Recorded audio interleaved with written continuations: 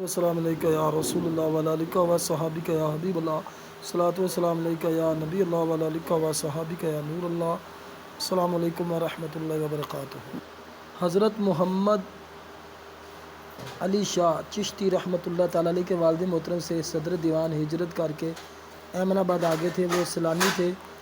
अपने बेटे मोहम्मद अली शाह को छोड़कर अपने मामूलात के मुताबिक वापस चले गए। सयाहत बलागत के सिलसिला में कोयटा पहुँच कर वहीं इनका विसाल हुआ, वहीं दफन हुआ। कोयटा में ही उनका मज़ार है जो कि फ़ौजी छोनी के इलाका में मौजूद है। वहाँ उनको पंजाबी पीर कहकर पुकारते हैं। मोहम्मद अली शाह साहब ने सैयद ना बदर दीवान अली रहमा से अर्ज़ किया, सरकार आपने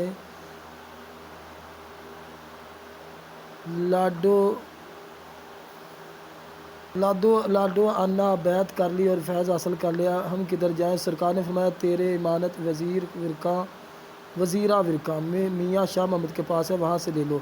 मोहम्मद अली शाह साहब वहाँ पहुँचे। मियाँ साहब ने बायत की। इनकी खिदमत में अक़दस में 12 बरस रहे और इससे भी कुछ ज़ायद रहे।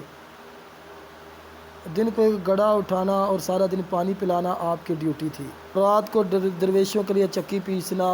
जब रोटी खाने का वक़्त होता, सरकार मियाँ साहब फरमाते कि साहिब को चारपाई पर बिठाओ और पानी पर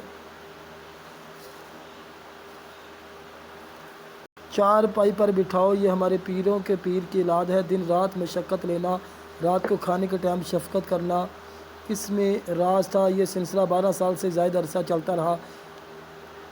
तब जाकर इमानत वापस मिली। फैज़ हासिल करके वापस अहमदाबाद तशरीफ़ लाए। यहाँ ही आपका विसाल हुआ। मज़ार पुरनवार दरबार मंसूर शाह में फ़ी बरक़ात का सरचश्मा मौजूद है। आपका पहला मदफन दरबार शरीफ के बाहर सैयद मोहम्मद शाह की तरफ पाँव में था।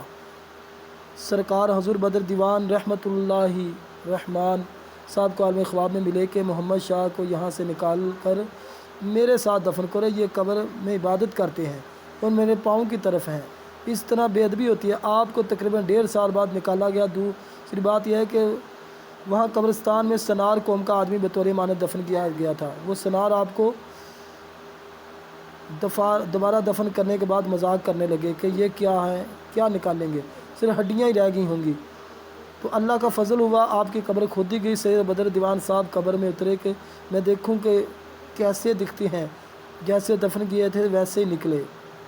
वहाँ एक और अहमद नाम का काला लारी रंग साज मोहम्मद अली शाह साहब का दोस्त था।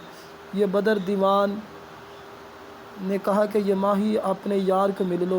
जो ही वो कब्र में उतरा तो नूर मोहम्मद सरकार के दोनों बाजू उठे और उसके गले में पड़ के जैसे किसी मिलने वाले के बाजू मिल जाते हैं।